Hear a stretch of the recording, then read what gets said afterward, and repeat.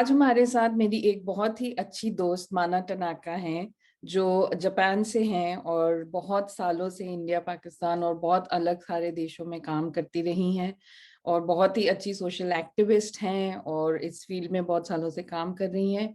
मैं और माना एक दूसरे को 2013 से जानते हैं, 2013 से, जब मैं अलवर एक ऑर्गेनाइजेशन है इब्तिदा, वहाँ पे एज ए कंसल्टेंट गई थी और माना वहाँ पे एज ए एजुकेशन कोऑर्डिनेटर काम कर रही थी। तो तब से हमारी दोस्ती है और एक तरह से अब माना मेरे परिवार का ही हिस्सा है। तो ये इंटरव्यू बहुत ही यूनिक होने वाला है क्योंकि माना जापानीज है, पर ये इंटरव्यू हिंदी में होगा। We are going to speak in Hindi. और जो माना बहुत ही इंस्पिरेशनल है, तो ये इंटरव्यू बहुत इंस्पिरेशनल भी होने वाला है क्योंकि माना अपने लेस्बियन होने पर बात करने वाली हैं और उन्होंने कैसे अपना खुलासा किया। और कोइंसिडेंटली माना ने अपना जो लेस्बियन होने का खुलासा किया था, उसके बारे में पहली बारी बात की थी, वो भी इंडिया में ही की थी। तो बहुत ही इंस्पिरेशनल इंटरव्यू रहने वाला है। Nothing better than international women's day to talk about this issue, about women being in love with women. So dedicated to all those women who are in love with other women, and I guess as well men who love other men. So let's talk about homosexuality. समलैंगिकता के बारे में बात करेंगे माना टनाका के साथ. So welcome माना. Hello सबको नमस्ते। Hello, so good to have you here. Thank you so much for coming. और मुझे बहुत अच्छा लग रहा है कि आप आई हैं और आज हम आपसे हमारी बात करने शुरू करने वाले हैं। और आप हाँ, ये अच्छी बात है। तो वो जापान में अभी तो 9 बजे और आपको तो शायद दिन में है, तो ये अच्छी बात है। तो हम इस तरफ से संपर्क कर सके, है ना। I know. तो माना अपने बारे में बताओ। मैंने थोड़ा तो बताया है कि हम किस तरह से मिले, कहाँ मिले, तो हाँ हाँ आप अपने अपने बारे में थोड़ा सा बताओ कि क्या काम करती हो, अपना बैकग्राउंड और मुनाकाता फाउंडेशन जो तुम चला रही हो उसके बारे में हमें थोड़ा सा अपना इंट्रोडक्शन दो, फिर हम आपकी ठीक है बात करेंगे। ठीक है ठीक है, मैं अपने बारे में बात करते हैं। तो मैंने सबसे पहले इंडिया में गई 2002 में। तो तब मैं कलकत्ता में गई थी और थोड़ी वॉलंटियर का काम कर दिया। और उसके बाद राजस्थान में नौकरी मिल गई अलवर में। तो फिर अलवर में गई 2002 से 2005 तक। फिर उसके बाद इथियोपिया या अलग अलग देश में काम किया है और पाकिस्तान में भी काम किया है। और वो धीरे धीरे मैं जापान में वापस। और अभी तो मैं अपने संस्था खुद के अपने संस्था चलाते हैं और उसका नाम है मुनाकाता foundation.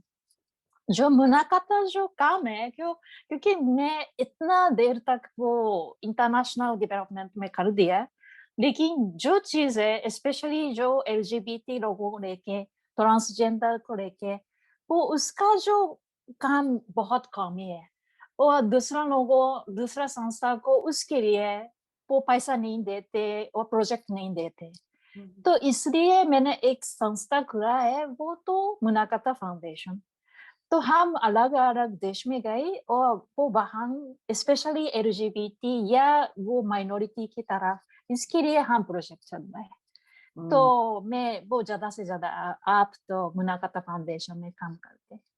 I know, thank you so much, you are doing such good work. और आप, मुझे मालूम है कि इंडिया, पाकिस्तान और इथियोपिया अलग अलग देशों में भी प्रोजेक्ट्स को ग्रांट्स दे रही हैं, जो फंड कर रहे हैं। तो बहुत ही अच्छा इनिशिएटिव है और ऐसे मुद्दों पर दे रहे हैं जहाँ पे कोई भी फंडिंग अवेलेबल नहीं है। तो that's really a good thing, thank you. तो अभी जो आज हम बात करने वाले हैं वो आपके लेस्बियन होने पर बात करने वाले हैं और आप अपने एक्सपीरियंसेस शेयर करेंगी। मैं सिर्फ व्यूअर्स को ये बताना चाहती हूँ कि ऑल्दो ये इंटरव्यू हिंदी में है, तो हम जो थोड़ी आपकी स्क्रिप्ट होगी, जो स्पीच होगी, उसकी हम इंग्लिश स्क्रिप्ट डिस्क्रिप्शन में डाल देंगे नीचे।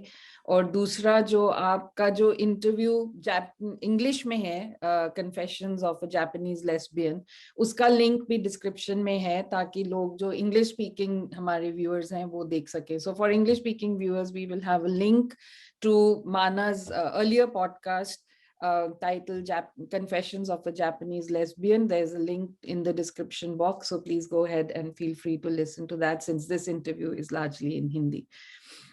तो माना, हमने जैसे डिसाइड किया, हम ये इंटरव्यू सेगमेंट्स में करेंगे। तो आपकी जो एक पहले स्पीच है जो आपने पहले दी है, उसके बारे में हमें बताइए कि आपने वो स्पीच कहाँ पे दी थी, और जहाँ पे आपने अपना लेस्बियन होने का कन्फेशन किया था उसके बारे में आप बात करेंगी। तो पहला सेगमेंट हम उसके ऊपर रखेंगे, फिर हम आगे के और सेगमेंट्स में आपसे और सवाल जवाब करेंगे और क्वेश्चंस करेंगे। तो मैं व्यूअर्स से ये गुजारिश करना चाहूंगी कि हमारे साथ बने रहें और सेगमेंट्स भी देखें। इसके बाद हमारे चैनल को सब्सक्राइब करें और बेल आइकन को क्लिक करें ताकि आपको आगे के नोटिफिकेशंस मिलते रहें। हम बाकी काफी और लोगों से भी बातचीत करेंगे। तो जाइएगा नहीं, हमारे साथ रहिएगा, इसको भी सुनिए, और अगर आपको माना की बातें अच्छी लगती हैं और हमारी बातें अच्छी लगती हैं तो आगे के सेगमेंट्स और भी देखिएगा। तो माना अब I am going to hand over to you largely कि आपने जो स्पीच दी थी उसके बारे में बताएं कि आपने वो कहाँ पे दी थी और अभी आप उसको हिंदी में करने वाली हैं, और उस स्पीच के बाद फिर हम थोड़े और सवाल जवाब करेंगे। हाँ, तो ये जो स्पीच है वो सबसे पहले टोस्ट मास्टर्स इंटरनेशनल के लिए, वो एक कॉन्टेस्ट के लिए मैंने बनाया और अंग्रेजी में बनाया। तो ये 7 मिनट्स का जो स्पीच था, वो इसकी स्पीच मैंने वो इसलिए बनाया क्योंकि एलजीबीटी को लेके हम कहते हैं वो जो प्राइड है ना, वो हम प्राइड क्लब कहते हैं, और वो we will feel pride ourselves। So pride क्या है, मतलब प्राइड कहाँ से आ रहे, और ये क्यों। तो इसकी वजह मैंने सोचा कि ये एक स्पीच बनाना जरूरी है। तो ये हमारा दिल में क्या चल रहा है, हमारा दिमाग में क्या चल रहा है, ये बात करना जरूरी है। तो इसलिए मैंने बनाया। तो इस स्पीच को वो यो जाबिता से सहयोग मिल गया तो मैंने हिंदी में ट्रांसलेट कर दिया। तो अभी शेयर करना चाहती हूँ आप लोगों के साथ। हाँ, थैंक यू माना। और व्यूअर्स को मैं दिखा सकती हूँ कि ऑलरेडी माना इतनी स्वीट है और इतनी दिल की अच्छी हैं जो उनके चेहरे पे समझ में आता है देख के। And I can assure you ये स्पीच बहुत ही उम्दा है और बहुत ही हार्ट टचिंग है, आप लोग बहुत एंजॉय करेंगे। तो माना आप अपनी स्पीच शुरू करें और उसके बाद हम, जैसे मैंने कहा, और सवाल जवाब करेंगे तो उससे हमें और आपके बारे में पता चलेगा। सो ओवर ठीक टू यू है। माना, थैंक यू, गो अहेड। मैं एक सवाल से शुरू करना चाहती हूँ। पानी का ये ग्लास कितना भारी है, 3 या 4 ग्राम हो सकता है। ये इस बात पर डिपेंड करता है कि मैं इसे कितना देर तक पकाती हूँ। अगर मैं इसे 1 मिनट के लिए पका लूं तो ये मुश्किल नहीं है। अगर मैं इसे 1 घंटे तक पका लेती हूँ तो मेरे बाजू में दर्द होगा। अगर मैं इसे 1 दिन के लिए पका लेती हूँ तो मेरी बाजू सून हो जाएगी।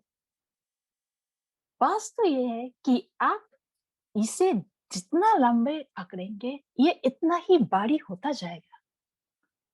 और मैं इस ग्लास को पकड़ रही कितना लंबे अरसे तक कि मैं लेस्बियन हूँ, मतलब मुझे लड़का नहीं लड़की पसंद है।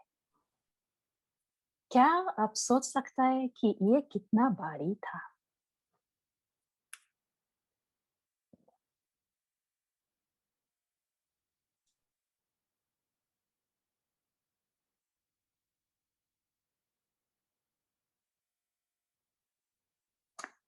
मैं जब 20-25 साल के थे तब ऐसा देखते थे, बहुत प्यारी है ना। 30 साल में भी मैं इतनी अच्छी देखती हूँ। देख के ऐसा बिल्कुल नहीं लगता कि ये लड़कियों से प्यार करते हैं। इसको शादी के लिए बहुत सारे रिश्ते आए अलग अलग दुनिया से। माना आपको देखकर मुझे बहुत अच्छा लगा, क्या आप मुझसे शादी करोगी। या मतलब मेरे पास 30 पेंस और 10 ऊँट है, मैं आपसे शादी करने के लिए एकदम तैयार हूँ। तब मुझे उनको कहना चाहिए था, मुझे माफ करना, मैं लेस्बियन हूँ। लेकिन इसके बजाय मैंने कहा मेरी एंगेजमेंट हो गई है। मुझे लगा कि मैं ठीक हूँ। मैंने सोचा कि इसे लाज रखना ही सबसे अच्छा है, लेकिन नहीं, ऐसा नहीं था। क्लास में बच्चे कुछ शराब की तरह मेरा दिल कत्ता हो गया।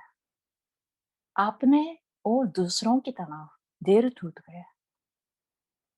आप में से कितना लोगों अपने दोस्तों या परिवार वालों की शादियों में गए हैं?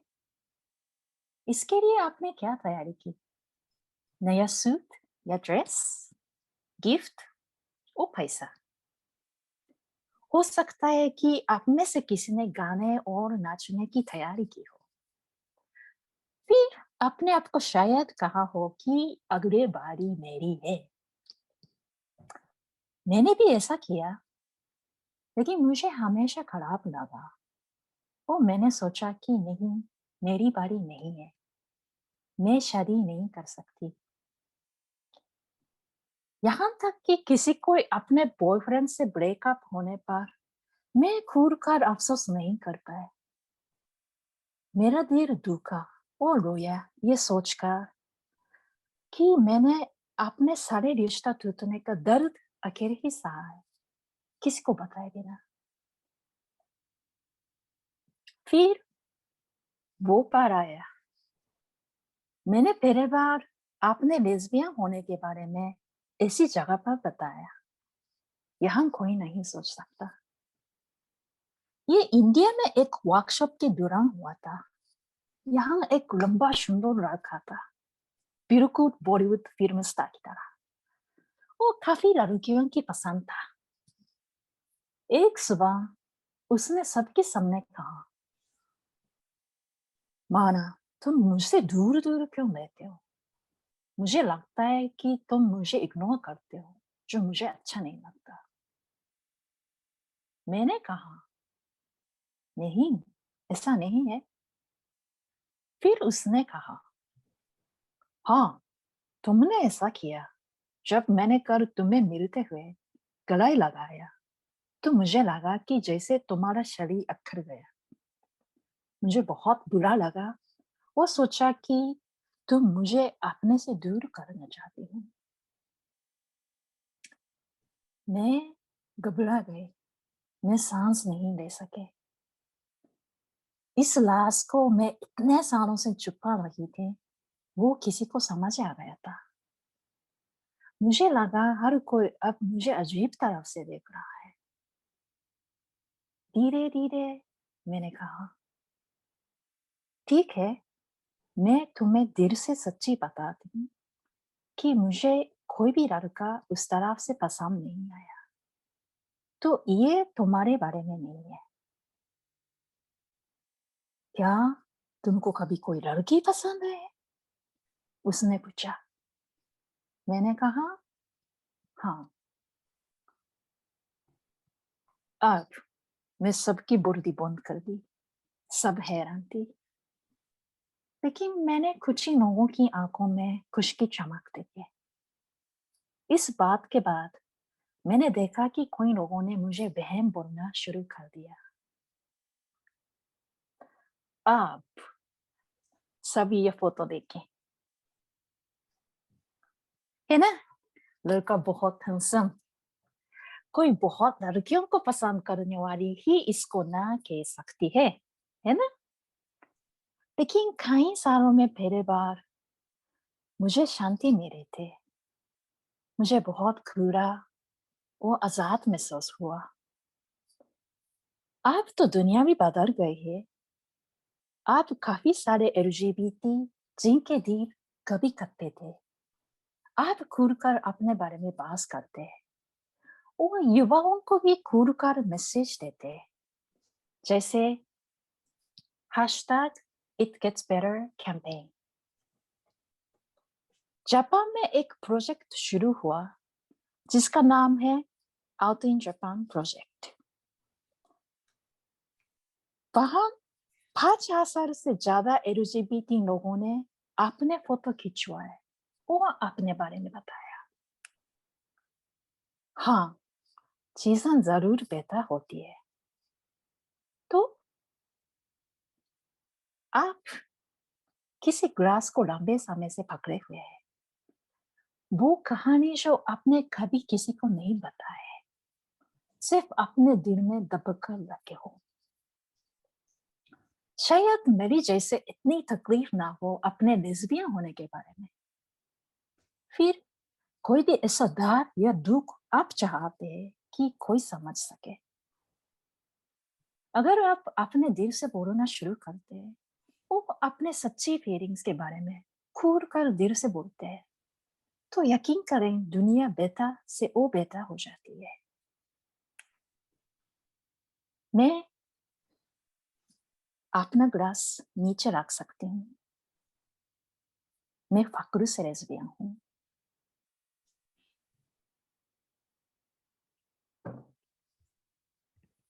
बस। Wow, that was amazing. I was speechless again. Although I've heard this script, I've read the script before, but it was so beautiful. I'm almost in tears again. It's so inspirational and so very beautiful. Thank you, Mana, for sharing that.